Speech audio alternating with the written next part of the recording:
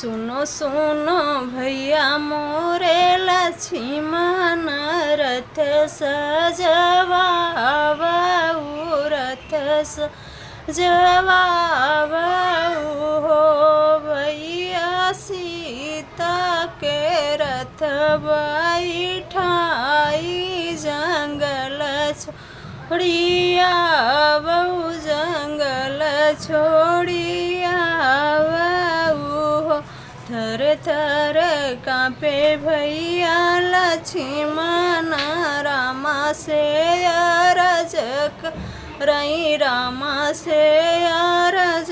करई हो भैया कमने अपराध सीता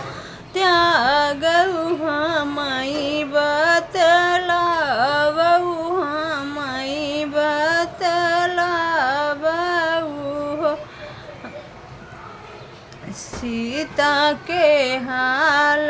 रामन मालवटी घर आलवटी घर आबऊ हो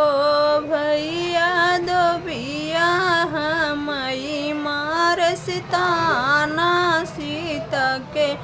नाही राखब सीता के नाही राखब हो पवनाई सीता पातरी कुसुम रंग सुंदरी कुसुम रंग सुंदरिनी हो सीता लहो लक्ष्मण सीता के रथ बैठाई जंगल छोड़िया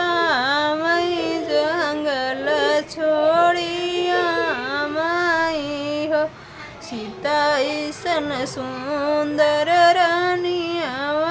जंगल छोड़िया मई हो सीता निहारई डगरिया न पामई डगरिया न पामई हो रामा पहुँचनी वाल्मीकि कुटिया त मुनि बाबा पूछ ये मुनि बाबा पूछई हो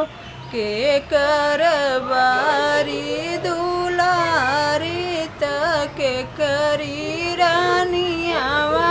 तके करी रानिया हो जनक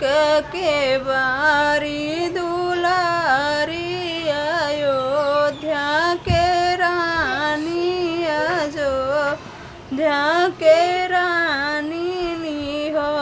बाबा के शरण मुख राखऊ कठिन दुख काटित कठिन दुख काटिती हो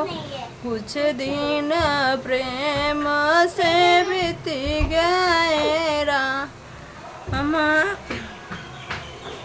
बहिनी सीता के भय न बालक